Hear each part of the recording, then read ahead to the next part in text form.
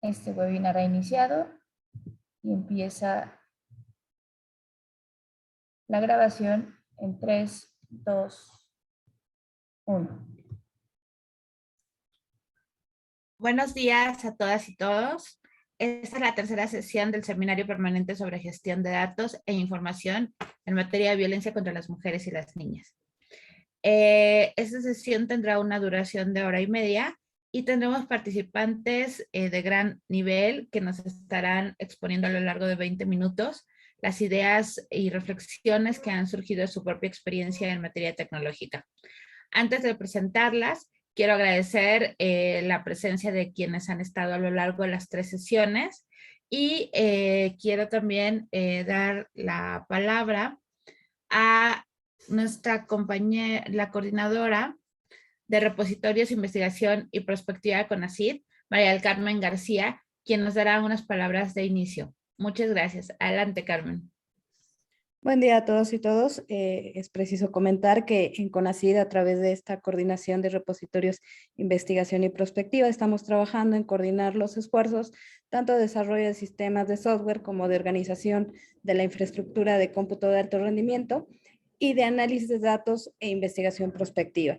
Es por ello que es de nuestro interés el análisis de datos que se generan a partir del registro de datos, sobre todo de violencia contra mujeres y niñas, mismo que enfrenta distintos retos a nivel tecnológico e informático, por lo que consideramos conocer que el camino del dato nos permite generar estrategias integrales para tener una mejor forma de abordarlos. Es por ello que en el marco de nuestro ecosistema nacional informático de seguridad humana, hacemos una exploración de estas implicaciones en cada una de las fases a través de un ejemplo sencillo para entender cómo se demuestra la complejidad del problema. En este sentido, es que nuestra directora de análisis de información, Yosunne Chamizo, estará atendiendo este seminario a fin de poder abordar la problemática que estamos enfrentando. De mi parte es todo lo que tendría yo que comentar. Muchísimas gracias, Carmen. Qué importante esto que nos dices y además viene muy bien con el objetivo que tenemos ahora mismo en este seminario, que es generar un espacio de reflexión colectiva. Por supuesto, CONACYT es una de las instancias de mayor importancia en materia tecnológica y de generación de conocimiento.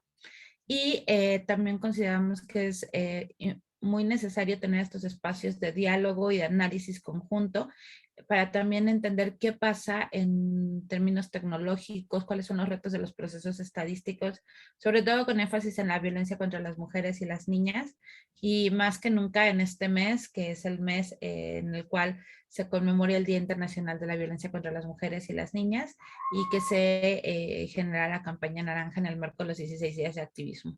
Entonces, pues te agradecemos muchísimo que hayas tenido oportunidad de estar con nosotras en este arranque de sesión. Y sin más, yo doy la bienvenida a nuestras maravillosas panelistas. Vamos a tener la participación de Yosunne Chamizo Alberro, como ya comentó Carmen, directora de análisis de datos, sistemas de información geográfica y visualización de datos del CONACYT.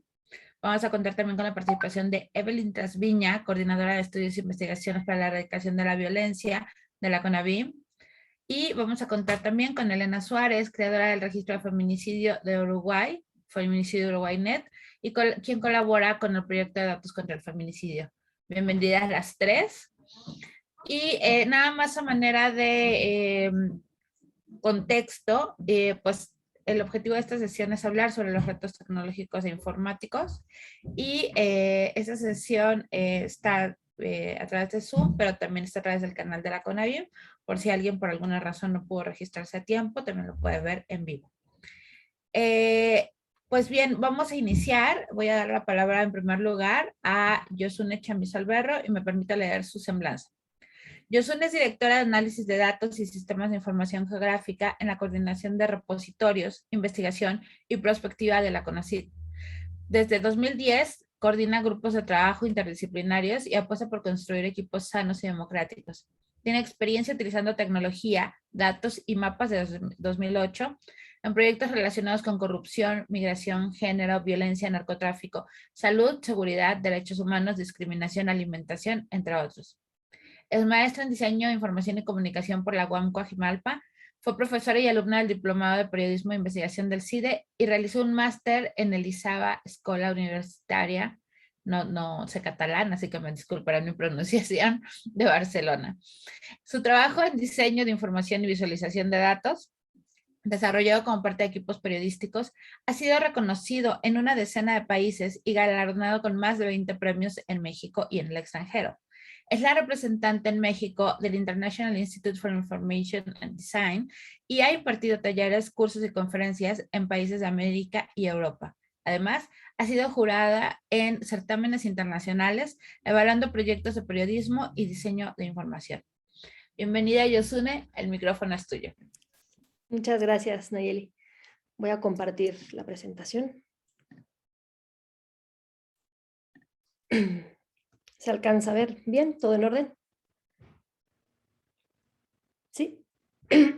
Bueno, pues hemos titulado esta presentación El camino del dato, revisión de los retos en el registro de datos sobre violencia contra las mujeres y niñas. Y pues vamos a empezar con lo primero, ¿no? ¿Qué es un dato? Creo que empezar con este tipo de preguntas nos ayuda pues a pensar cómo es justamente el camino, ¿no? Y pues creo que es importante entender o tener muy claro que el dato es una representación simbólica, es decir, un dato por sí mismo no es información. Porque muchas veces hablamos, ¿no?, de datos en todos los niveles y parece que el dato en sí mismo no nos va a dar luz de cómo están sucediendo las cosas, pero el dato solito no es información, ¿no? Entonces, lo que queremos hacer es pasar del dato a la información, de la información al conocimiento y del conocimiento a la sabiduría. Esto lo podemos hacer a través de insumos no estructurados, insumos estructurados, insumos estandarizados e insumos vinculados. Entonces, este es el resumen del camino del dato. A lo largo de la presentación, lo que voy a hacer es, primero, voy a utilizar un ejemplo muy simple, que va a parecer como muy tonto, relacionado con lo que está ocurriendo aquí, para poder entender estas 4 fases de los insumos, de los tipos de insumos. Y después, ya que tengamos esa claridad, voy a poner ejemplos específicos de cómo esto se podría abordar para el tema de los datos de violencia contra las mujeres y las niñas. Entonces, vamos a ir paso a pasito. Primero va a parecer que todo es muy simple y poco a poco se va a ir complejizando hasta llegar a la explicación de qué es un dato vinculado, cómo funciona y qué características tiene. Entonces, pues eso, vamos a empezar con un ejemplo muy simple con el que todas nos podamos relacionar durante esta presentación. Y vamos a poner un dato no estructurado. Aquí abajo, si se fijan, vamos a ir caminando del dato no estructurado, al estandarizado y al vinculado, ¿no? Entonces, un dato no estructurado sería decir, en este seminario asisten 100 mujeres. Digo, no sé cuántas personas estén conectadas ahora, pero imaginemos que somos 100, ¿no? Entonces, tener este dato en formato de, digamos, de frase, pues es un dato no estructurado. ¿Qué pasa si lo estructuramos? Pues esta misma información la pasamos a una tabla, ¿no? Y entonces es exactamente la misma información, pero ya estructurada. Es decir, en este seminario asisten 100 mujeres. Y ya le asignamos a cada una de las variables una categoría y la metimos a una tabla. ¿Eso qué nos permite? Pues nos permite que una máquina la pueda leer de una manera mucho más fácil, ¿no? Y una vez que lo tenemos así, podemos añadir información adicional que a lo mejor no sabíamos que existía, o no la teníamos más bien en esta frase, pero que sabemos que está. Por ejemplo, podemos asumir que en esta sesión hay un sitio web. Ese sitio web está inventadísimo, es nada más para fines de ejemplificar. Pero, por ejemplo, también sabemos que la fecha de este seminario es el 23 de noviembre de 2021 y también sabemos que la sede, al menos de quienes organizan, es en la Ciudad de México. Entonces, de una frase no estructurada podemos obtener una tabla con 6 variables y esas 6 variables tienen un potencial inmenso. También lo que quiero mostrar es que simplemente pasando de información no estructurada a estructurada, ya podemos tener un aprovechamiento a nivel local. Y ahorita voy a mostrar algunos ejemplos, porque no tenemos que llegar hasta la vinculación para poder aprovechar la información que tenemos. Entonces vamos a analizar y desmenuzar esta tabla. De entrada, si ya tenemos, la hago chiquita porque vamos a empezar a llenar alrededor todo lo que va a ir ocurriendo para ir viendo pues este camino del dato. Si ya le añadimos una categoría género, por ejemplo, podríamos poner... Perdóname que te interrumpa, no está avanzando tu presentación. Ah, Sí, o sea, si es que debería de avanzar, no ha avanzado, sí. estamos en la portada. En la portada, no me digas. Uy. Me hubieran avisado antes, yo ya voy como en la página 8. Pues no Pensamos entiendo. que era una introducción larga. No, no, Disculpe. no, hombre, ya había súper avanzado. A ver, déjenme pues volver a compartir.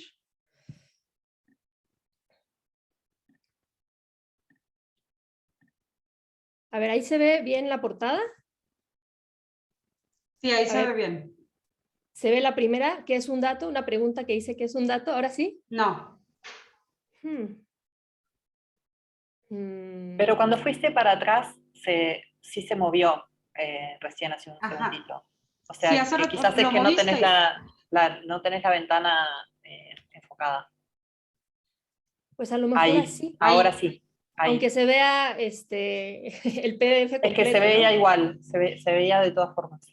Bueno, pues ahora nada, está bien. había empezado justo diciendo que era un dato, pero bueno, esto no lo voy a repetir. Decía que una representación simbólica, un dato no es información, y vamos a pasar del dato a la información, de la información al conocimiento, y del conocimiento a la sabiduría. El tipo de insumo es no estructurado, estandarizado y vinculado. Y me iba a lo del ejemplo, ¿no? Entonces, les decía que aquí abajo viene ese caminito que dije, ¿no? Lo del dato no estructurado, información estructurada, insumo estandarizado e insumo vinculado, ¿no? Y que el dato no estructurado en este caso es, en este seminario asisten 100 mujeres, ¿no? Y si lo estructuramos es trasladar esa frase, digamos, ya a una tabla por sí misma, ¿no? Donde viene el tipo seminario, asistente 100, género mujer, ¿no? Y entonces lo que les decía también hace ratito, pues es que ya teniendo esta tabla con el dato original podemos saber más cosas, como por ejemplo, que hay un sitio web que les decía que me inventé para fines de la explicación, hay una fecha que es el 23 de noviembre y hay una sede que es la Ciudad de México, ¿no? Entonces ya con esta tabla, con esta información ya estructurada, podemos sacarle muchísimo jugo, ¿no? Y vamos ahorita a explotar y a ver de qué se trata, ¿no? Vamos a hacer pequeña la tabla y una vez, por ejemplo, añadiéndole una categoría de género, podemos decir que también hay otra categoría es mujer trans, ¿no? Y otra categoría es hombre, y otra categoría es hombre trans, o incluso discutir sobre transfeminismo, trans masculino, en fin. O sea, ahí ya se puede desglosar en esa misma categoría un montón de información, ¿no? Que si lo tenemos en no estructurado, eso no es posible o es mucho más complicado, ¿no? Se requiere análisis de lenguaje natural y otras cosas. Después, por ejemplo, en fecha podemos tener distintos tipos de formatos de fecha, que seguramente quienes han trabajado con datos siempre se enfrentan a estos problemas, ¿no? Tenemos 23/11/2021 o 23.nov 2021 o 23 de noviembre de 2021 o 23-11-21, ¿no? Entonces, aquí ya podemos hacer limpieza de datos, ¿no? Una vez que tenemos los datos estructurados, podemos limpiarlos y podemos homologarlos. También podemos, por ejemplo, si tenemos la categoría asistentes, decir que 2 millones de personas pueden relacionarse con asistentes, porque estamos hablando de gente, ¿no? Entonces, personas y asistentes podrían estar en la misma categoría. Podríamos decir también que participantes, 40 participantes entran en la misma categoría de asistentes. También podemos vincularlo con otro tipo de sitios web, porque ya está en la categoría sitio web. Podemos también, por ejemplo, en la sede utilizar cosas como igual, ¿no? DF o Ciudad de México o una clave de INEGI, 09, ¿no? Que es la clave de INEGI de la Ciudad de México. Entonces, el 09, si estuviera en la categoría de fecha, pues a lo mejor pensaríamos que es septiembre, ¿no? Entonces, por eso es tan importante ir poniendo todo en una tabla estructurada. Después, en tema de tipo seminario, podemos decir que un congreso también es seminario, que una conferencia es el mismo tipo. Ay, perdón. Y entonces, ¿qué vamos a hacer? Esta información ya está estructurada. Y esta información ya se puede aprovechar. No tenemos que pasarnos a estandarizarla para aprovecharla. Y eso me parece importante para que a nivel local también se pueda extraer información de aquí y ya la podemos graficar, ya la podemos revisar, ya la podemos analizar, ¿no? Entonces, ese aprovechamiento a nivel local es importante. Vamos a poner un ejemplo, ¿no? Vamos a crecer un poco la tabla, ¿no? Con estos ejemplos que puse hace rato arriba, ¿no? Como conferencia, 40 participantes o congreso 130 en la Ciudad de México, en Chilpancingo, con distintas fechas y distintos sitios. Esta tabla muy, muy simple, de 6 variables y 5 filas, es información que se puede extraer a nivel local y que ya se puede analizar. Es decir, esta tabla ya la podemos transformar en una gráfica de barras, ¿no? Y podemos ver cantidad de asistentes por tipo de evento, ¿no? Esta misma tabla ya la podemos aprovechar y ponerla en un mapa, ¿no? Cantidad de proyectos por sede, por ejemplo. Y también podemos incluso hacer una línea del tiempo, ¿no? Y ver cómo estos eventos se fueron distribuyendo temporalmente, ¿no? Entonces vean cómo con una información estructurada, con muy pocos datos, se puede realmente explotar de manera muy directa. Ahora regresemos aquí. Ya vámonos ahora sí a ver la parte de estandarizado y vinculado poco a poco, ¿no? Entonces, ¿qué se requiere para estandarizar la información? Pues necesitamos coordinación interinstitucional. Aquí ya entra el tema de las instituciones o de las áreas dentro de una institución. Y se requiere normativa institucional para el uso de estándares de datos, ¿no? Por ejemplo, en el caso de violencia contra las mujeres, un ejemplo sería que cada carpeta de investigación recopile un ID público y al mismo tiempo se cuiden los datos personales, ¿no? Esa podría ser una normativa institucional que se define, ¿no? Tenemos también reglas de intercambio, lo que les decía hace rato del catálogo de INEGI, ¿no? El INEGI determina que 09 es Ciudad de México y entonces es mucho más fácil estandarizar la información, ¿no? Y así nos ahorramos el CDMX, Ciudad de México, DF, etc. Y algo importante en la estandarización es crear eventos. Y por evento nos referimos a objetos. Esto ya es un tema más técnico, pero la idea es que tú le puedes decir al sistema, vamos a crear eventos y cada evento va a tener un mínimo de datos para ser generados. Y nosotros podemos decir, ¿no? En términos de estándar de datos, podemos decir, cuando yo creo un evento, va a tener 4 categorías, ¿no? Que es asistentes, fecha, sede y horario. Y eso es un estándar que se determina y digamos, es parte de la coordinación interinstitucional y se tiene que llegar a ese acuerdo. Y entonces, si yo digo que el evento tiene estas 4 características, entonces estoy asumiendo que todos los eventos van a tener esas 4, ¿no? Y a partir de ahí podemos inferir datos, ¿no? Porque entonces si creamos eventos y nosotros sabemos que la Ciudad de México está dentro de México, está dentro de América, podríamos cruzar esta base de datos con una base de datos internacional, ¿no? Si hemos creado la categoría de evento, ¿no? También la ventaja de crear eventos a nivel tecnológico es que se vuelve flexible y escalable. Por ejemplo, en el ejemplo que puse yo al inicio, no había puesto horario, no le puse horario a este seminario. Pero no importa, porque ya le asigné la categoría evento y el horario se lo puedo poner después o simplemente lo puedo dejar vacío y no pasa nada, pero ya tenemos esa celda lista para ser usada cuando se necesita usar, ¿no? Estos componentes pues tienen que ver con ontologías, con catálogos, con políticas y con normativa. Entonces, por ejemplo, si yo determino que el seminario es un tipo de evento y la conferencia es un tipo de evento, yo estoy segura que esta conferencia que tengo aquí, que es de otra, digamos, otra base de datos, debe tener por lo menos asistentes, fecha, sede y horario. Y si luego en 2 meses yo decido, bueno, yo no, la normativa institucional y las relaciones deciden que la categoría evento va a tener otra variable, pues en todas automáticamente se incorporaría esa variable, ¿no? Ahora, ¿qué pasa con el tema de la información vinculada? Pues que requiere sistemas interoperables, ¿no? En ese sentido, lo que se necesita es una normativa institucional para definir cómo se publican los datos, ¿no? Aquí un ejemplo podría ser que un centro de atención a mujeres, ¿no? Se conecta a un sistema, extrae el ID público y sabe, por ejemplo, si la mujer ha tenido previos ingresos hospitalarios, ¿no? Entonces, si esto fuera, o sea, si la información estuviera realmente vinculada a todos los niveles, esto podría ocurrir, ¿no?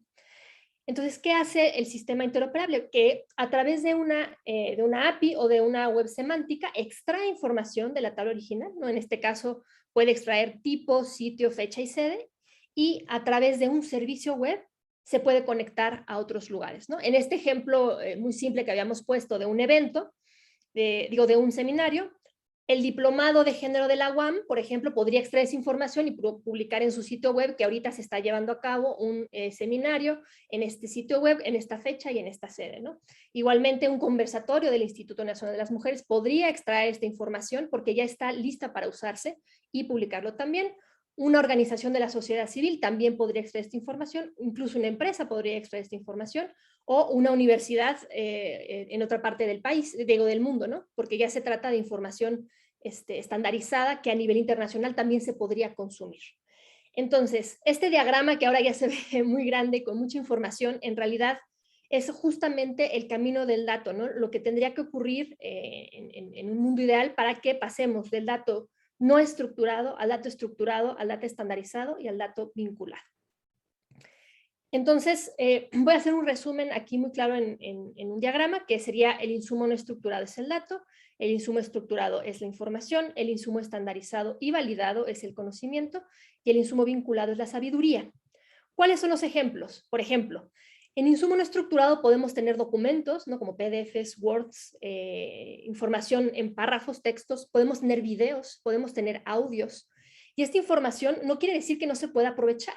Se puede aprovechar a nivel local o en escalas muy pequeñas. Es decir, si yo soy una dependencia que tiene 3 videos, pues esos 3 videos yo misma como dependencia los puedo aplicar, los puedo publicar y demás. Pero si una dependencia tiene 8 millones de videos y son datos no estructurados, ¿cómo encuentras el video? Necesitas palabras clave, ¿cómo lo puedes categorizar, ¿no? Entonces, el insumo estructurado, pues es lo que habíamos visto, ¿no? Una tabla con filas y columnas que una máquina fácilmente puede leer. ¿Y cómo convertimos estos insumos no estructurados, sobre todo de audio, video, imágenes, en estructurados?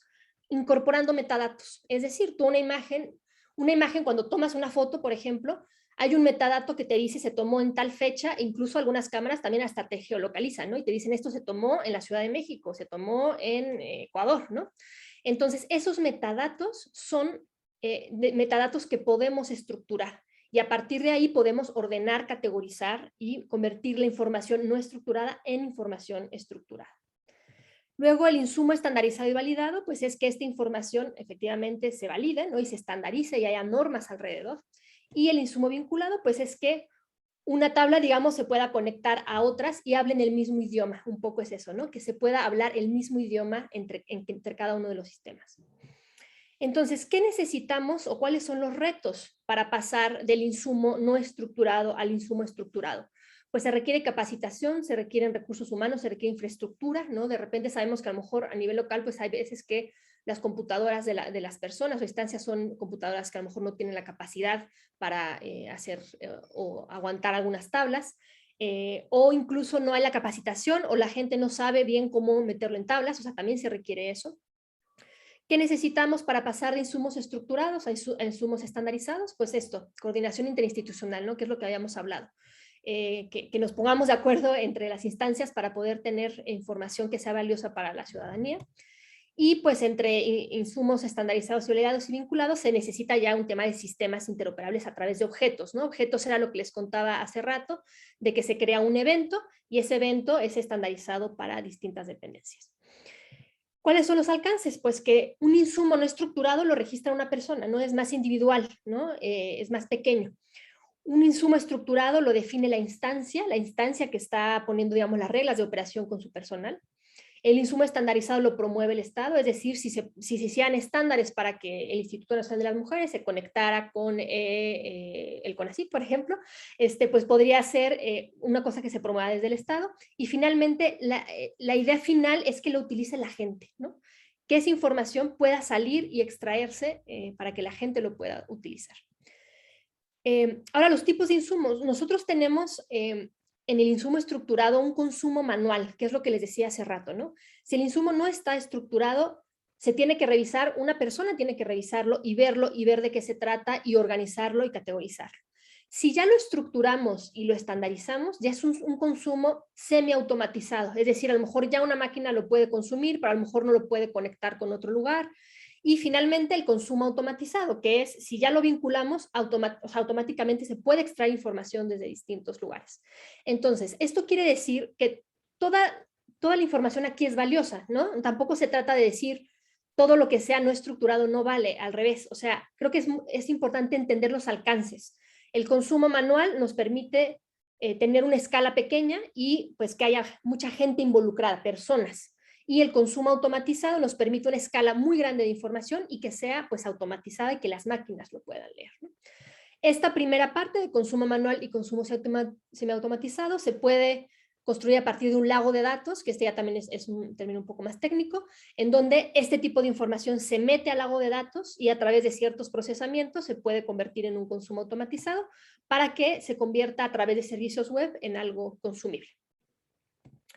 Ahora, ¿cuál es la situación actual de datos de violencia contra las mujeres y las niñas? Ahora sí, ya después de ese ejemplo, introducción larguísima a los tipos de datos, vamos allá a aterrizarlo en el tema que nos compete aquí. Pues que ahorita, por ejemplo, tenemos datos, estos son ejemplos, no es que venga aquí toda la información de violencia contra las mujeres, son algunos ejemplos. La Fiscalía tiene datos de denuncias, tiene datos de medidas de protección, tiene datos de personas implicadas, ¿no? El DIF, por ejemplo, tiene datos de casos de menores de edad, de asesorías legales, de atención psicológica. La Comisión de Atención a Víctimas tiene datos de asesorías legales, de casos de atención, ¿no? Hospitales, pues datos de atención hospitalaria relacionados con el tema. Y los institutos de las mujeres a nivel local, estatal y demás, pues tienen datos de asesorías legales y de atención psicológica. ¿Cuál es el problema? Pues que los datos de una sola persona están distribuidos en diferentes instancias y a veces a los tres niveles de gobierno, ¿no? Y entonces, si se quiere extraer la información como de un expediente de alguien, en este momento no es posible. Entonces, un ejemplo de cómo se ha, resuelto hasta ahora es que se empatan los datos de forma manual, ya que cada instancia los recopila de manera distinta. Entonces, pues hacen llamadas telefónicas o se meten a distintos sistemas, pero no hay una forma de extraerlos de manera automatizada. ¿Qué se podría hacer si estos datos estuvieran vinculados entre las instancias? Pues a nivel institucional, por ejemplo, se podrían identificar casos específicos de mujeres en riesgo feminicida, ¿no? ¿Cómo? Pues se podría identificar, por ejemplo, mediante un análisis estadístico, aquellas mujeres que hayan solicitado un servicio de atención a la violencia en hospitales, DIF, Fiscalía, Centro de Atención a las Mujeres, y determinar si se encuentra en riesgo, ¿no? Ya hay algunos modelos que dicen que pues una mujer que ya, no sé, ha ido 2 o 3 veces al hospital por violencia doméstica, a la tercera o cuarta, pues la matan, ¿no? Ese tipo de cosas que ocurren se podrían calcular si hubiera información clara y vinculada entre instancias. Y a nivel individual, ¿cómo se podría aprovechar? Pues, por ejemplo, que la mujer tenga acceso a un solo expediente de atención para todas las instituciones. Y entonces, por ejemplo, podría, teniendo un servicio que le permita a las mujeres ingresar con sus datos personales a una plataforma, acuérdense que los datos vinculados tienen que ver con servicios web, entonces esta persona podría entrar, meter, no sé, su CURP o algún dato personal, y desde ahí extraer su expediente único en donde vengan las visitas a centros de atención, las denuncias de abuso, los conflictos en los juzgados por la custodia de les hijes, y este documento pues podría presentarse ante un abogado o ante un proceso legal porque ya estaría pues todo en un mismo lugar y no tendría que estar yendo a distintas instituciones en distintos momentos, ¿no? ¿Cómo construimos el camino a partir de la información estructurada? Pues entonces el resumen sería, existe un estándar mínimo de recabación de datos entre todas las instituciones a los 3 niveles de gobierno, ¿no? Por ejemplo, el CURP, la institución que atendió, tipos de atención, fecha y hora. Existe un catálogo unificado de servicios de atención al público, ¿no? Y a mujeres y a niñas en específico, centrado en las personas y actualizado por las mismas instituciones, para que sin importar el lugar en el que estén, las personas encuentren la atención que buscan y los centros de atención que la otorgan con direcciones y horarios. También existiría un acuerdo marco, ¿no?, de compartición de datos que respete la privacidad de las personas y las atribuciones de cada institución, ¿no? Es lo que decíamos de la coordinación interinstitucional. Y responde a preguntas: ¿cómo se comparten los datos? ¿Quién en qué circunstancias las pueden compartir? Y demás, ¿no? Porque todo el tema de datos personales pues es fundamental acá. Y existe un protocolo automático de compartición, ¿no? Es decir, los datos se comparten mediante servicios web, no en formatos propietarios como Exceles, ¿no?, ni correos u oficios, ¿no?, sino que hay un servicio web desde el que se puede extraer la información. ¿Cuál sería una posible situación de los datos de violencia contra mujeres y niñas si estuvieran vinculados?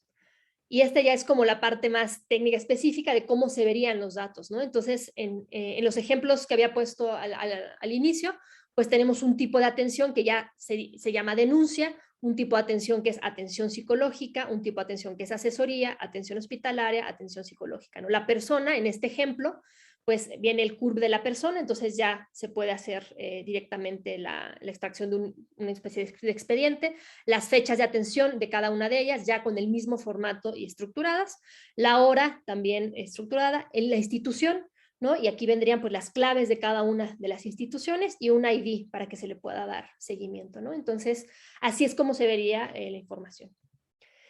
Entonces, regresando a la pregunta que nos acoge en este seminario, ¿cuál es el reto tecnológico e informático para el registro de datos sobre violencia contra las mujeres y las niñas? Regresando a este diagrama, pues podríamos decir que estas tres son los retos, ¿no? Que es capacitación, recursos humanos, infraestructura, coordinación interinstitucional y sistemas interoperables que trabajen con objetos. Y pues eso sería todo de mi parte. Gracias a todas y todos.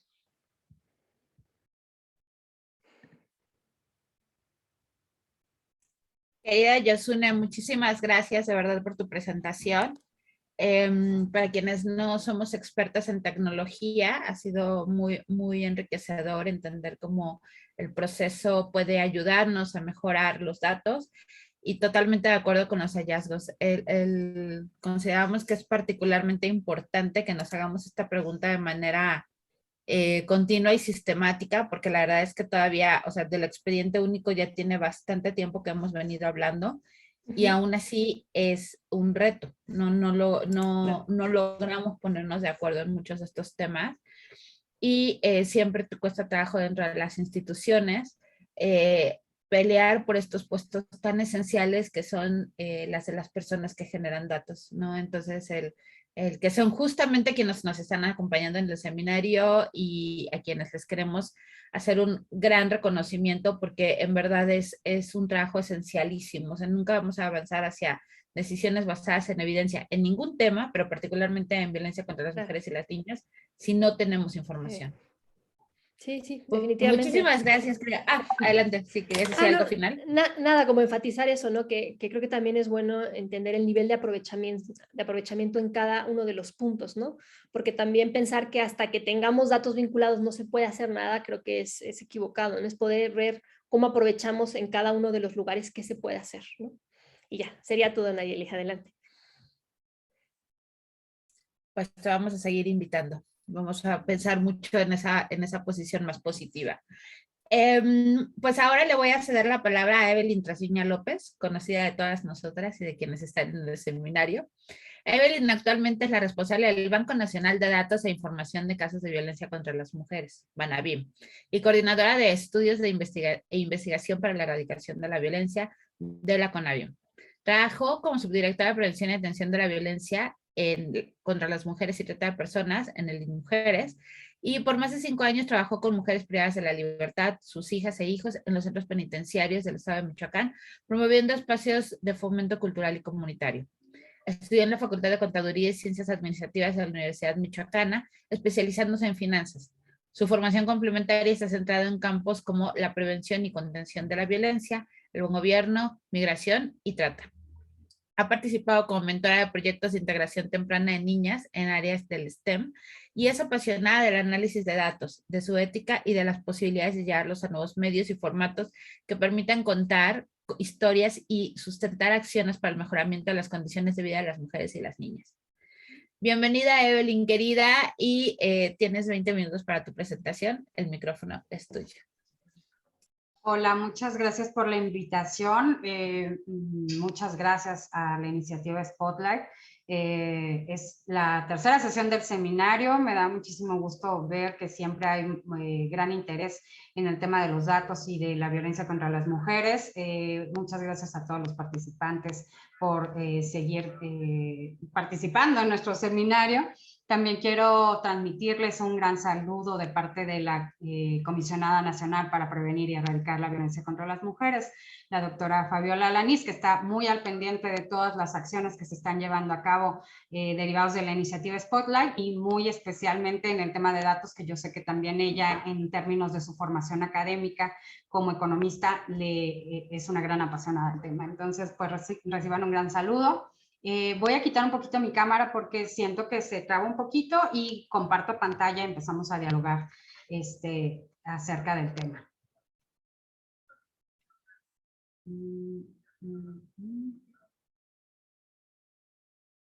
Me dicen si todo bien con la vista. Okay, Sí, perfecto. se ve bien. Ya la vemos. Genial. Déjenme algo grande. Bueno, pues creo que después de escuchar a Yosune, uno de los grandes retos del banco precisamente es la visibilización de lo que se hace desde el banco, porque en muchos espacios me he encontrado cuando hablamos acerca de cuál es la herramienta tecnológica de la que dispone el gobierno federal y que pone a disposición además de las entidades federativas precisamente para reunir la información de datos, información de casos de violencia contra las mujeres, pues es el banco. El banco tiene una existencia o se declara, se hace indispensable la existencia del banco a partir de la Ley General de Acceso en 2008 y empieza a recopilar datos a partir de 2010. Por aquí más adelante vamos a ver cómo ha ido la evolución de la incorporación de datos en el propio banco, pero yo quería centrarme un poco en el estado de las cosas. Para saber la urgencia que hay de la recopilación de datos y del análisis de los mismos, porque como bien decía Yosune, los datos en sí mismos o el dato solo, fuera del contexto, sin tomar en cuenta otras estructuras que atraviesan el territorio y las vidas de las mujeres, pues en sí mismas se quedan muy cortas, ¿no? Para la toma de decisiones y para poder intervenir los territorios. Estos son es la dimensión delictiva precisamente uno de los datos y además el que se toma como oficial cada mes es precisamente el de incidencia delictiva generado por el Secretariado Ejecutivo del Sistema Nacional de Seguridad Pública. Este corte es de enero a septiembre de 2021 y nos está hablando del total de víctimas por sexo. Esto nos dice que en estos 9 meses del año tuvimos 80.933 mujeres víctimas de cualquier tipo de delito.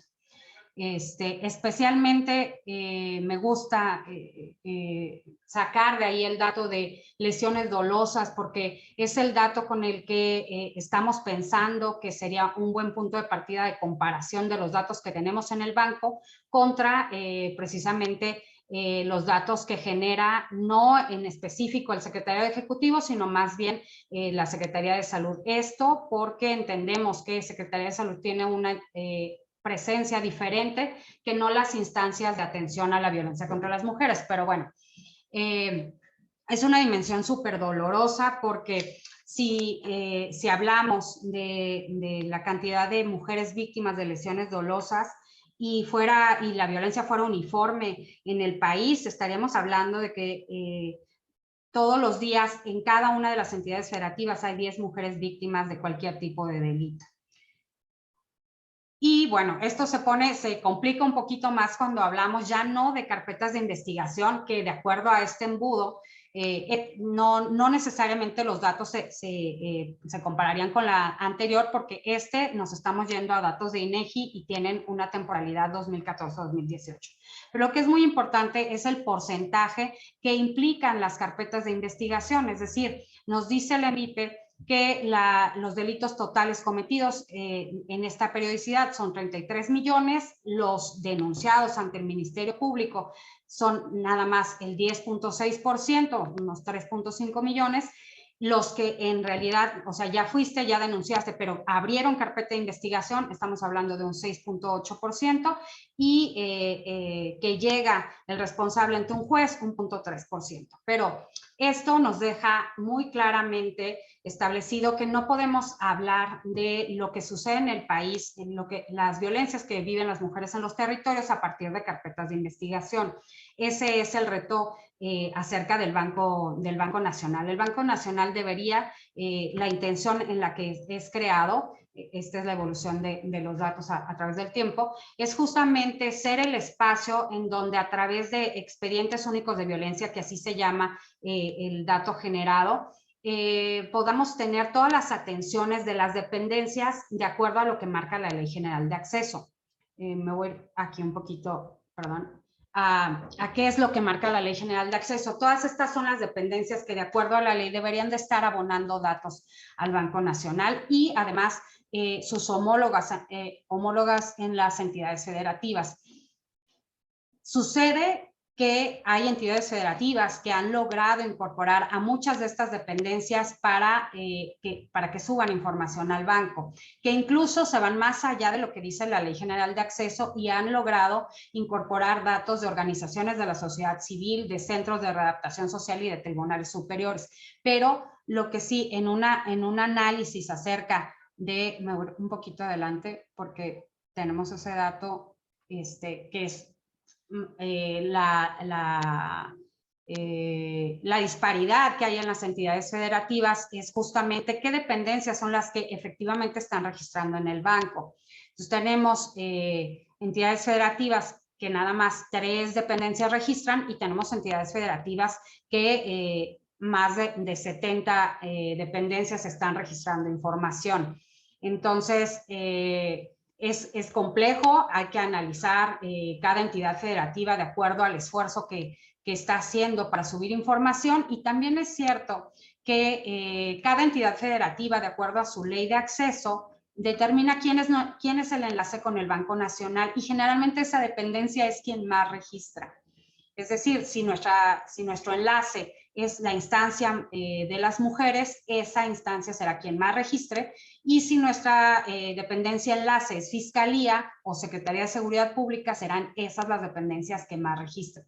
Es decir, uno de los retos precisamente que muy identificado lo dejo yo, es acerca de la coordinación. ¿Cómo hacemos para que otras dependencias entiendan la importancia que tiene el que todos sumemos información y lo que nos podría permitir en términos de no revictimización de las mujeres? Quiero regresarme un poquito aquí a cómo está estructurada la información del banco. Precisamente se hace este expediente de la víctima con 30 campos obligatorios, 22 acerca de la víctima y el caso, y 8 acerca de la persona agresora. Esto es lo que conforma un expediente de la víctima. A partir de ahí podemos estar cargando eventos o casos de violencia que a su vez tendrán servicios asociados. Esto en el ideal, si todas las dependencias estuvieran sumando información, nos permitiría hacer una búsqueda vía nombre, vía CURP, vía dependencia que registró, para saber qué tipo de atenciones ya recibió esta mujer, no volver a hacer preguntas acerca de pues los datos generales acerca de nombre, fecha de nacimiento, entidad de nacimiento, etcétera, y nada más irnos a sumar más casos o más servicios asociados a ese caso. Esta es la información que tenemos con corte a octubre, precisamente cuántos expedientes tenemos en el banco en este momento. Estamos por llegar a 1 millón de expedientes. Y también me gusta destacar cómo conforme se ha avanzado en la capacitación y en la sensibilización de las dependencias obligadas, pero que además se ven beneficiadas con el regreso de la información para su análisis, se ha entendido que no es que solamente subas el expediente, sino que necesariamente un expediente tiene que estar asociado a un caso y a un servicio. Entonces, de pronto, en ciertos años hay más expedientes, pero no están asociados servicios ni personas agresoras. Creo que esto debe estar cortando un poquito la última barra, vemos que ya para 2021 justamente tenemos más servicios asociados que no casos registrados. Entonces se ha logrado un poco trascender esta parte de solamente estoy registrando porque así me lo marca la ley, sino que efectivamente se está haciendo un esfuerzo por registrar los servicios asociados a cada uno de los expedientes. Eso también, o sea, dentro de los retos tecnológicos en su segunda fase, que es precisamente la falta de personal, nosotros nos dimos cuenta que sucedía, digo, es evidente, y en todas las dependencias en donde preguntas siempre te dirán, no tengo suficiente personal, porque justamente cuando trabajas con temas de violencia, tienes que preferir o es preferible que atiendas que no necesariamente el propio registro. Es decir, si tú me dices tengo 3 personas que tienen que atender, no le diría quitas a una de las personas de la atención y me la pones a registrar porque, ¿sabes? en esta toma de decisiones acerca de qué es lo más importante, pues lo más importante es brindar la atención. Entonces, pudimos hacer un contraste porque esto es centros de justicia. Centros de justicia a nivel nacional manda un reporte a la CONAVIM, que es la Comisión Nacional para Prevenir y Erradicar la Violencia contra las Mujeres, acerca de los servicios brindados. Esto en términos de que se les brinda un subsidio anual para mejoramiento de su centro, y entonces en contraparte ellos mandan un reporte de servicios a la CONAVIM para ver cómo va aumentando los servicios brindados o la cantidad de mujeres que están asistiendo a qué tipo de servicios en los centros de justicia y poder estar haciendo ajustes a la configuración del centro de justicia, etcétera, y para la toma de decisiones. Entonces nos dimos cuenta, hicimos una comparación entre lo que centros de justicia registraba en el Banco Nacional y lo que nos enviaba a la CONAVIM, y nos dimos cuenta pues justo que había un desfase de información, pero importantísimo, ¿no? Hay incluso centros de justicia que no registran nada en el banco, pero evidentemente están dando atenciones en visitas. Se ve cómo les superan los casos y las mujeres que asisten todos los días al centro, pero no hay ese registro. Y entonces, justamente nos reunimos con los centros de justicia para ver qué sucedía y nos decían esto, ¿no? Lo que a nosotros nos sucede es que tenemos un registro local, un registro que hemos determinado que es el más sencillo para el centro de justicia, que nos permite generar los reportes para, pues, tanto para lo que les pidan a nivel municipal, estatal, etcétera. Y luego aparte tienen que hacer un esfuerzo de un registro adicional en el Banco Nacional. Es decir, dedican fuera de su horario de oficina, en fines de semana o en momentos en donde determinan que tienen menos carga de trabajo, dedican personal específico para subir la información al banco.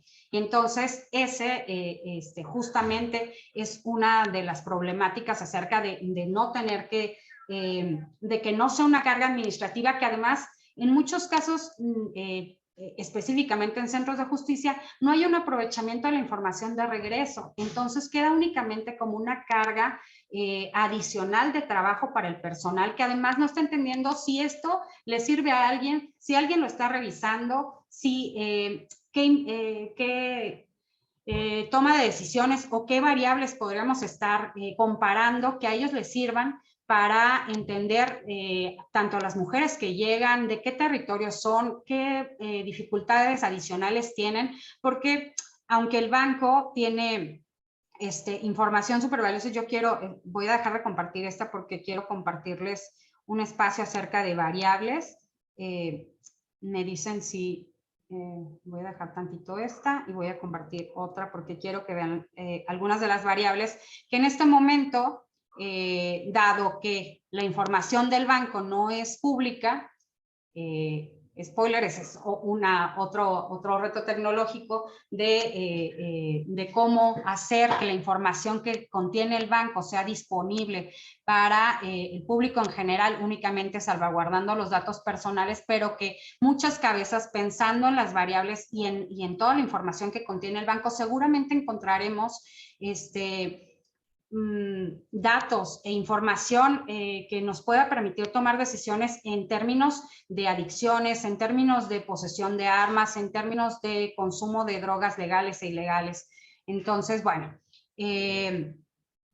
el único convenio, ahorita mucho me resonaba lo que decía Yosune, en términos de compartir información se firmó en 2019, apenas octubre de 2019, y se terminó la implementación para noviembre de ese año con RENAPO, que es justamente si ya tenemos nombre, su fecha de nacimiento y identidad de nacimiento, poder hacer un análisis o una consulta a la base de RENAPO y poder regresar la CURP. En ese sentido, a ver, estos datos son 2019, 20 y 21. Es por eso que el dato CURP en porcentaje de los registros que tenemos, que en total son 558,000 únicamente, no llegamos al 14% que tengan esa revisión de que hace match con el Registro Nacional de Población, que además sería la llave que nos permitiría hacer pues una revisión con otras bases de datos. Es decir, si justamente tenemos este expediente único que tiene esta CURP, ver si ha recibido atenciones de otras dependencias que no están registrando en el banco, y entonces sí poder determinar términos como riesgo feminicida. Y la creación de alertas tempranas y como prioridad de la Comisión Nacional, que es llegar antes de que sucedan las cosas, ¿no? Llegar a tiempo y dejar de tomar como el dato máximo justamente feminicidio, que ya es el grado máximo de la violencia contra las mujeres, y entonces decir, si esta mujer ha asistido en tantas ocasiones a diferentes dependencias, poder llegar antes a brindar la atención. Bueno, esta es acerca de datos generales, es la completitud de los registros que tenemos en estos años. Entonces, hay información que debemos replantearnos, qué tan importante nos es, por ejemplo, saber que la persona, además del español, habla una lengua extranjera, ¿no? Entonces, hay ciertos datos que empiezan a ser la base compleja, pesada, y además para quien captura, pues también, ¿cuántos datos necesito yo preguntarle a la persona o debería de tener en mi base para completar la base del Banabim? Entonces, ese trabajo de la revisión de cuáles son los indicadores mínimos y específicos que sí nos sirven para hacer revisión de la violencia, pues se está llevando a cabo en estos momentos en compañía con el Instituto Nacional de las Mujeres y el personal que operamos en banco. Ok.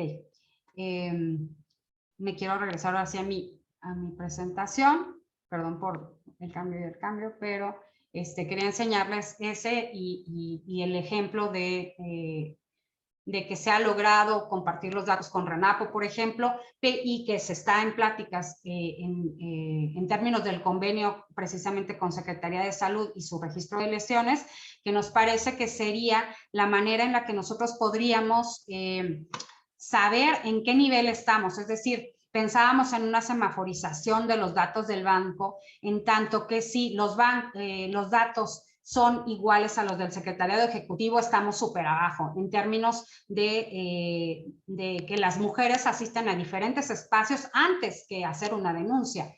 Entonces, si no llegamos a datos de secretariado, estamos en términos rojos. Si llegamos por lo menos a los datos que tiene lesiones en Secretaría de Salud, dado que ellos tienen representaciones municipales y territoriales mucho más amplias que los servicios de atención a la violencia, estaríamos en términos amarillos, digamos, si hablamos de un semáforo, y si lo superamos, estaríamos ya pegándole a un verde, ¿no?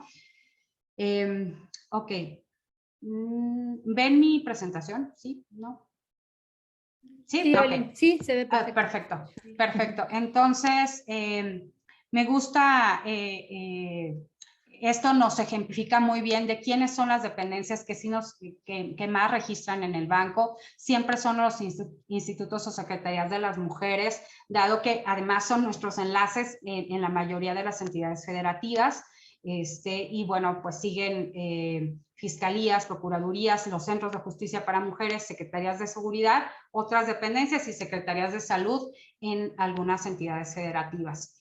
En términos de cómo se registra en el banco, la Ley General de Acceso nos indica que es en tipos y en modalidades de violencia. Así es como está distribuido en este momento los incidentes registrados en el banco. La mayor parte son, hablamos de violencia psicológica, pero además se comparten diferentes tipos de violencias, ¿no? Si es, será siempre más de una. También me gusta o quiero hacer un reconocimiento muy especial al personal que trabaja en el banco, porque en estos años se ha logrado superar el registro. Cada año se ha ido elevando el registro y esto es en términos de el contacto directo y diario que se tiene con las entidades federativas para ver cuáles son las carencias que se tienen. Y este año precisamente se estuvo haciendo un trabajo de revisión de cómo se puede apoyar desde la CONAVIM con subsidios, sobre todo a las entidades federativas que tienen alerta de violencia de género y que puedan acceder a un subsidio que les permita la contratación de personal, la compra de equipos de cómputo adicionales y el acompañamiento desde el banco en términos de capacitación y de la utilización de los datos. O sea, es decir, tú generas datos, pero cómo estos datos se pueden regresar para contigo y qué uso les puedes dar. Entonces, eso es lo que en este momento se está haciendo en el banco. Y bueno, esta gráfica también porque no sé si sucede en todos lados, ya nos platicará Elena, pero por lo menos en México el término de las elecciones nos es definitivo. Nosotros veníamos registrando cada mes de cada año más registros. Y es muy evidente cuando empiezan los cambios de gobierno y cómo empieza a disminuir el registro. Es decir, nosotros para octubre tenemos la bajada de información más importante que hemos tenido desde 2019 y esto obedece directamente a que las personas enlaces que eran las encargadas tanto de la revisión y la coordinación en cada entidad federativa como en la explotación de los datos, generalmente se fueron, cambiaron con la administración estatal y entonces se están integrando apenas nuevos equipos a los bancos. Apenas estamos conociendo algunos de los enlaces estatales. Apenas se están agendando capacitaciones para el nuevo personal y entonces en esos términos tenemos ahorita una bajada de información que obedece a cuestiones políticas y la verdad es que es muy lamentable. Está este comparativo de 3 años por entidad federativa, también es muy notable las entidades federativas que han tenido mucho más contacto con el equipo del banco en términos no solamente del interés de estar sumando información, sino ellos mismos están generando nuevas formas de explotación de la información vía mapeo, vía integración de alertas. Vamos a tener no sé si haya otra oportunidad, pero a mí me encantaría invitar a algunos bancos que tienen súper buenas prácticas. Ya invitamos a 3, pero tenemos, por ejemplo, nos mandan reportes de buenas prácticas las entidades federativas. Acabamos de recibir el de Yucatán y nos habla de precisamente cómo han logrado coordinar la información del banco con otras dependencias de seguridad pública para generar mapas de calor, pero también para generar alertas tempranas y entonces en estas iniciativas de entidades federativas nos retroalimentamos tanto el Banco Nacional como las entidades, como los bancos estatales. No sé cómo vamos de tiempo, yo solamente quisiera enfatizar que hacia donde queremos ir es a generar estos datos, protegerla en términos de poder proteger los datos personales, pero que al mismo tiempo sean abiertos, que en esta visión y en esta vigilancia que pudiéramos tener todas las dependencias a partir de que los datos son abiertos, podamos verificarlos, que sean usados y reutilizados, porque también podemos repensar lo que estamos preguntando y si es necesario o no, y que sea generados, pero utilizados tanto por entidades de gobierno, la sociedad civil, instituciones académicas, el sector privado y organizaciones internacionales. Creo que, déjenme ver si se me queda algo pendiente de las cosas, pero... Ya vamos en tiempo, querida. Súper, entonces pues cerramos ahí. Muchas gracias por su atención. Perfecto, querida. Muchas felicidades de verdad por este trabajo tan espectacular del Banabim. El Banabim ha sido un sueño. La verdad que tiene muchos años que esta recomendación fue generada desde la CEDAW al Estado mexicano y ha tenido un camino muy largo. En algunos momentos ha sido un elefante blanco, y siempre nos queda esta sensación de cómo hacemos para fortalecerlo, para mejorarlo, para contribuir a que sea mucho más sólido. Y creo que tienen muy bien identificadas algunas de las cosas por las cuales el Banabim sigue siendo un desafío, pero que se puede resolver, ¿no? Y creo que ese es el mensaje que nos deja con mucha tranquilidad, que se pueda resolver y que se pueden generar buenas prácticas desde los estados, que son pues los generadores de la información, y que se puede también aprovechar la tecnología para generar la vinculación de datos y facilitar el trabajo que ahora mismo es manual, y que por lo tanto también puede llegar a tener ciertos retos en términos de la calidad y la validez.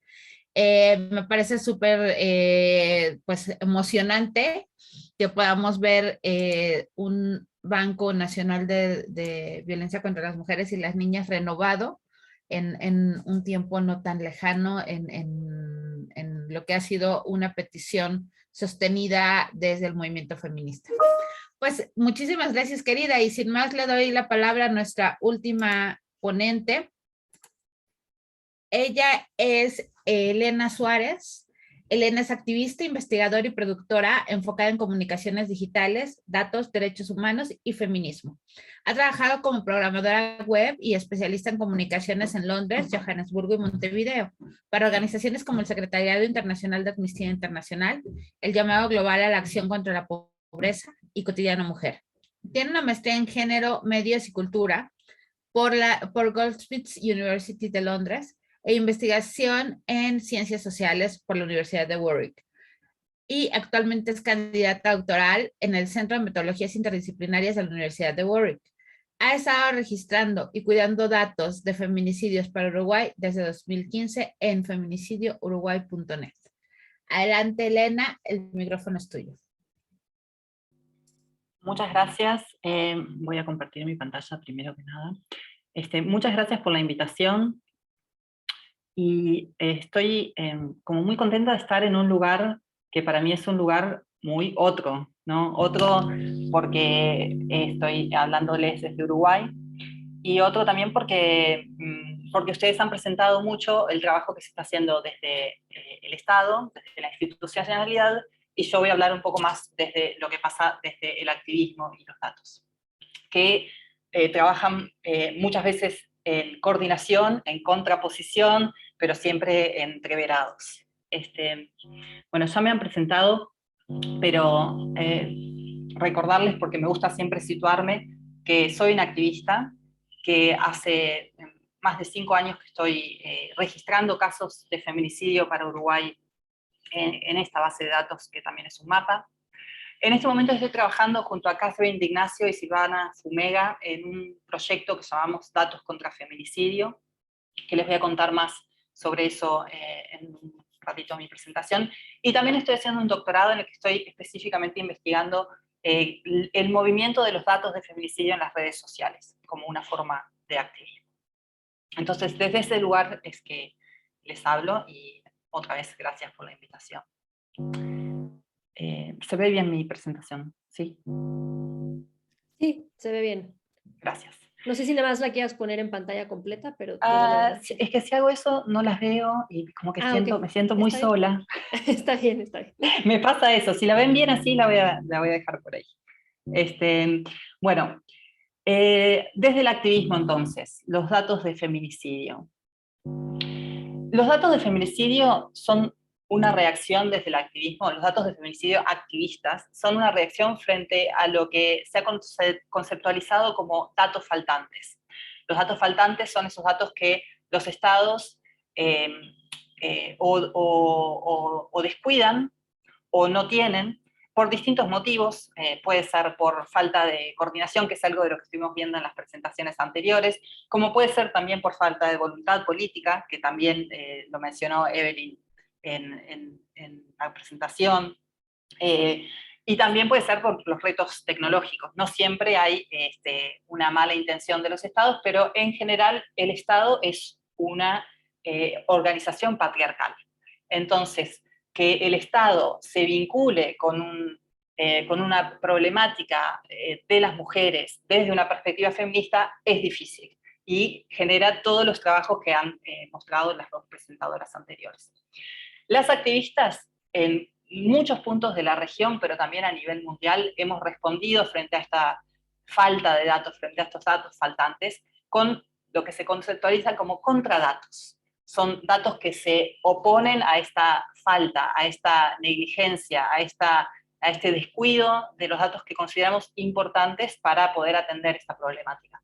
Y me pareció genial escuchar cómo el Estado mexicano está trabajando desde muchos distintos aspectos para alivianar esta falta de datos y también alivianar la falta de coordinación que a veces resulta en que esos datos están, pero no se puedan acceder y no se puedan utilizar. Bueno, entonces, como dije, ha habido una proliferación en los últimos 10 años de iniciativas activistas. En México ustedes conocen muy bien el mapa de María Salguero, está mi trabajo, hay distintas manifestaciones, desde informes, mapeos, gráficas. Estos registros hemos encontrado a través del proyecto Datos contra Feminicidio más de 150 en la región, entonces, las Américas Norte y Sur, y es un trabajo que es muy importante porque es un trabajo de cuidado, le digo yo. ¿Por qué es un trabajo de cuidado? Porque es un trabajo en el que el dato representa la forma de cuidar a las mujeres víctimas de feminicidio, una forma de sostener su memoria. Hasta ahora estuvimos hablando desde un punto de vista muy técnico sobre los datos, que es un punto de vista súper importante, sobre todo pensando que estamos pensando en los retos tecnológicos, pero yo quiero traer esto, que la producción de datos, y la producción de datos de feminicidio en particular, es un trabajo de cuidado. Y como todos los trabajos de cuidado, es un trabajo no remunerado y de alto impacto emocional. Y esto me parece que es una de las primeras cosas que me gusta como poner en la mesa, que más allá de lo tecnológico, atrás de esas máquinas, algoritmos, etcétera, hay personas de los dos lados, las personas cuyos datos estamos registrando, pero también las personas que registramos los datos. Y Evelyn aludió un poco a esas dificultades que se presentan cuando las personas tienen que registrar datos, que no podemos dejarlo solo en una falta de tiempo, también es una carga emocional para las personas hacer esos dobles y a veces triples registros de datos de feminicidio. Bien, entonces mi proyecto es un proyecto que es uno de estos tantos que hay, proyectos activistas, que es en respuesta a la falta de datos en el Estado uruguayo. Lo empecé a finales de 2014, principios de 2015, es un trabajo muy en un punto muy sencillo y en un punto muy complejo. Lo sencillo es que es una planilla Excel y es un mapa Google Docs. Solamente hay que tener conocimientos básicos, técnicos, sobre cómo abrir una planilla Excel y empezar, pero también esos conocimientos a los que aludió Yosune, de cómo estructurar los datos, cómo empezar a pensar unas formas de organizar esa presentación de datos para que sean realmente reutilizables, para que realmente se pueda transformar ese dato no estructurado en conocimiento y quizás sabiduría. Y para mí ha sido un trabajo de constante renovación y circulación del conocimiento. O sea, esta planilla Excel ha pasado por 1000 millones de iteraciones, han cambiado los nombres de los campos, he cambiado los formatos de las fechas, y todo eso implica también un trabajo, como ya digo, un trabajo emocional en el que estoy constantemente en contacto con estas historias y sosteniendo la memoria de estas historias, porque me parece, otra vez quiero recalcar eso, que estos datos de feminicidio no son solamente un problema a resolver, un puzzle que nos proponemos, un rompecabezas en el que si todas las piezas se juntan vamos a prevenir el feminicidio, sino que son personas y son vidas que están atrás y a las que también tenemos que memorializar. Después podemos hablar de si ese es el rol del Estado, ¿no? De memorializar a las víctimas o no, pero es un punto importante. Y acá puse el subtítulo imperfecto e incompleto, que es como lo describo al trabajo en el sitio web, porque es un trabajo que se realiza a través de los medios. Como casi todos los registros activistas en la región, en parte por esta falta de datos o falta de acceso a los datos oficiales, se realiza a través del registro de medios. Y digo en parte porque además de que a veces es difícil encontrar datos oficiales, en general los registros feministas tienden a tener discrepancias. Por ejemplo, discrepancias políticas sobre lo que es la definición de feminicidio. Hay estados en la región que solo consideran feminicidio, por ejemplo, los homicidios íntimos, y las feministas tenemos una visión más amplia sobre las distintas categorías de feminicidio, y bueno, todo eso se traduce en que los datos activistas son contradatos, pero son imperfectos e incompletos.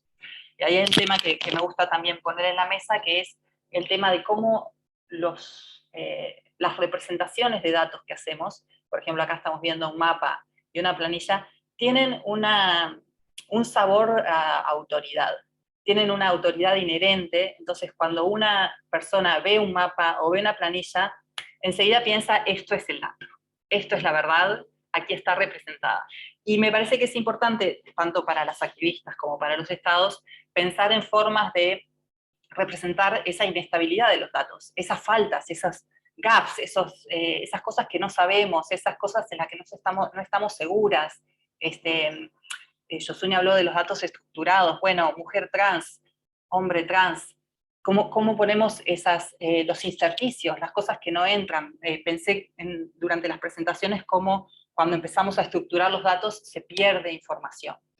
Porque, por ejemplo, que alguien haya elegido decir CDMX y no 09 tiene una carga emocional también. ¿Qué detalle se perdió ahí del caso al estandarizar? Y estandarizar es súper importante, pero hay cosas que se pueden perder del detalle de lo que es el caso, en el sentido de que estoy pensando, ¿no?, de lo político y la memorialización, ¿verdad?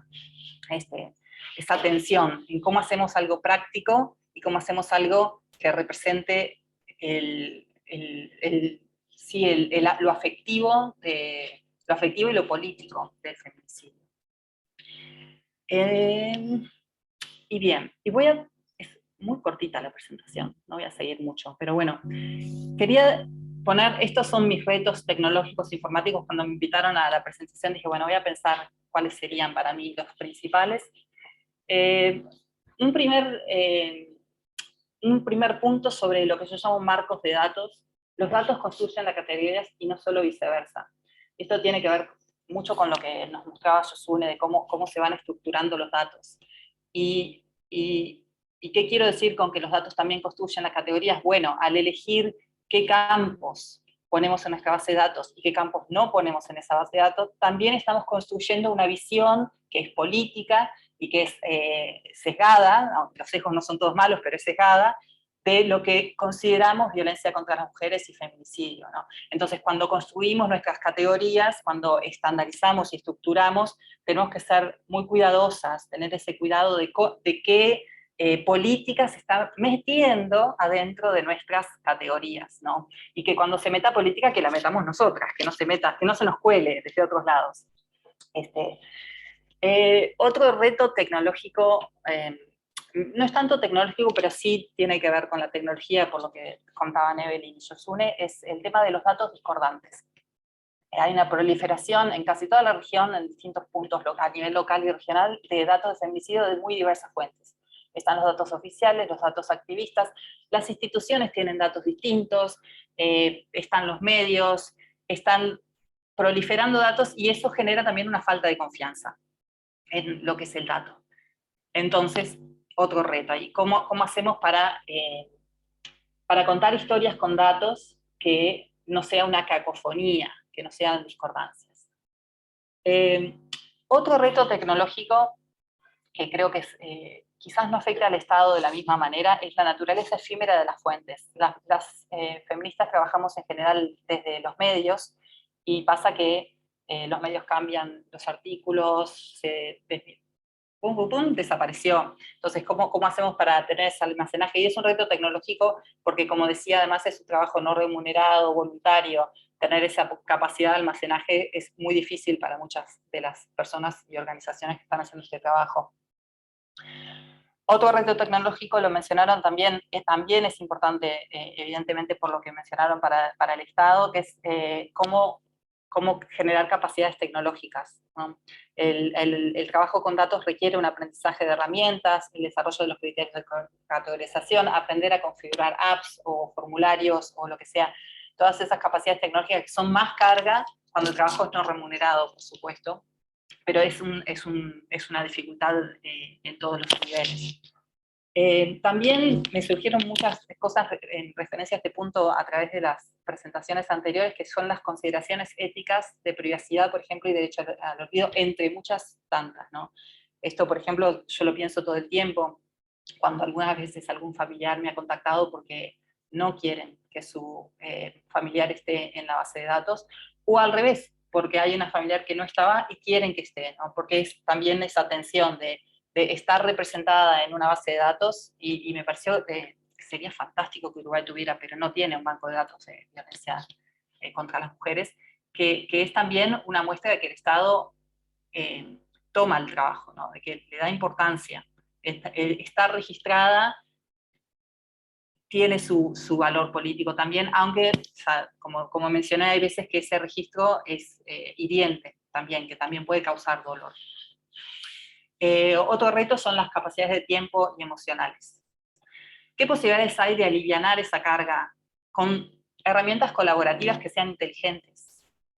También se necesitan recursos, o sea, no solamente podemos hablar de herramientas, también se necesitan recursos económicos y recursos desde otro tipo desde otras instituciones.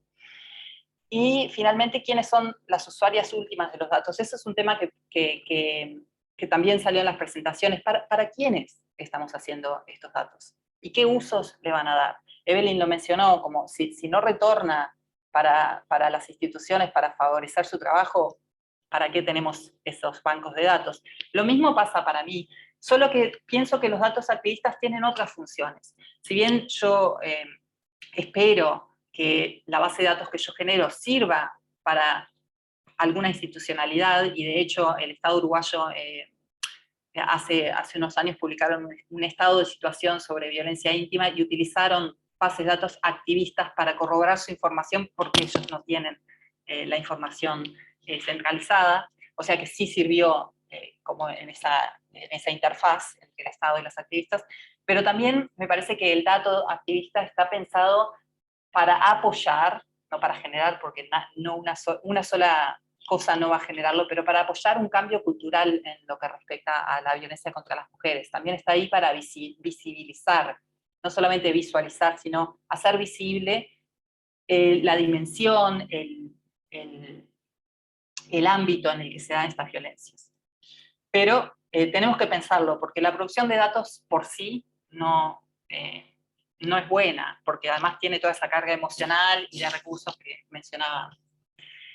Y bien cortito les voy a contar entonces la siguiente, como parte de mi práctica, es que estoy liderando junto a Catherine Ignacio y Silvana Fumega este proyecto que llamamos Datos contra el Feminicidio. Y es un proyecto que tiene tres objetivos claros. Queremos fomentar una comunidad de práctica alrededor de los datos de feminicidio. Queremos promover y desarrollar herramientas que faciliten el trabajo, sobre todo de las activistas, para registrar datos. Y también estamos pensando en la estandarización como un concepto que se tiene que debatir, sobre todo en el ámbito activista, en el que es un signo de interrogación muy grande si hasta qué punto y de qué formas puede servir comparar datos a nivel regional para una violencia que tiene manifestaciones muy locales y muy específicas, ¿no? El contexto es todo. Entonces es un proyecto que mezcla investigación cualitativa, en la que estamos entrevistando un montón de activistas para entender las prácticas de producción de datos de feminicidio. Es un proyecto de diseño participativo en el cual hemos desarrollado 2 herramientas, y hoy nada más se las voy a mencionar, pero mañana tenemos un evento en el que vamos a presentarlas. Una es una herramienta de inteligencia artificial, un algoritmo que hemos desarrollado, entrenado para detectar casos de femicidio a través de los medios. Entonces es una herramienta que lee los medios diariamente, y específicamente para cada proyecto, una persona puede elegir, bueno, quiero hacer un proyecto para Uruguay o quiero hacer un proyecto para X región, y para esa región busca casos de violencia hacia las mujeres en los medios y filtra las posibilidades de que sean casos de feminicidio. Eso es para facilitar la labor de los activistas que si no terminaban leyendo muchísimos casos de violencia que no son relevantes. Y la otra herramienta es una herramienta que se llama el resaltador de datos contra feminicidio, que lo que hace es, en un artículo de noticias, en la web, ¿no? Cuando estamos viéndolo en la web, permite resaltar las palabras clave, y esto Josune vas a entenderlo, que son parte de nuestros datos estructurados, ¿no? Entonces resalta palabras que pueden referir a fechas, lugares, edades, nombres de personas, nombres propios, y eso es para facilitar el copiar y pegar, que es como trabajamos la mayoría de los activistas, desde un artículo en web hasta las bases de datos. Y sí, voy a ir terminando así. Entonces les dejo la invitación para mañana, si tienen tiempo. El link es ese para inscribirse, y vamos a presentar estas herramientas, pero también vamos a hablar con otras activistas justamente para hablar de estos datos. Espero que haya sido interesante esta mezcla de lo institucional con el activismo. A mí me encantó escuchar las otras presentaciones, así que muchas gracias y estoy acá a las órdenes para cualquier contacto.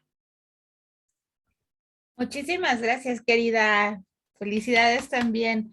La verdad es que este seminario es un espacio muy rico para tener reflexiones diversas de cómo estamos enfrentándonos al tema de datos, no solamente desde las instituciones, sino desde la sociedad civil, desde la parte tecnológica más pura que representa Josune, y cómo vamos construyendo una conversación que digamos como gran resultado de la pandemia es que justo hemos podido acortar las distancias y o sea, de ninguna manera creo que habremos podido tener un seminario permanente con tan alto nivel como el que hemos tenido. Esta es nuestra tercera sesión.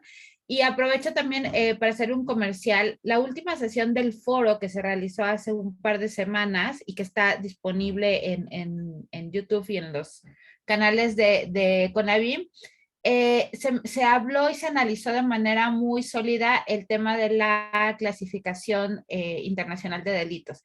Y esto es un elemento fundamental para clarificar algunas de las preocupaciones que tenemos sobre de qué delitos hablamos y cómo los organizamos, ¿no? Y ese es un tema también muy esencial de la decodificación, y es un trabajo en donde hemos podido participar también de manera conjunta desde Spotlight y desde la CONAVIM. Pues yo simplemente quiero recordarles a las y los participantes que si nos pueden, que quienes no se hayan registrado todavía tienen oportunidad de registrarse. Decirles que esta grabación va a estar disponible y estoy buscando si tenemos alguna pregunta que podamos compartir con nuestras panelistas. Nos quedan muy poquitos minutos, pero creo que sí nos da tiempo para alguna pregunta. Déjenme ver si por acá me han enviado algo.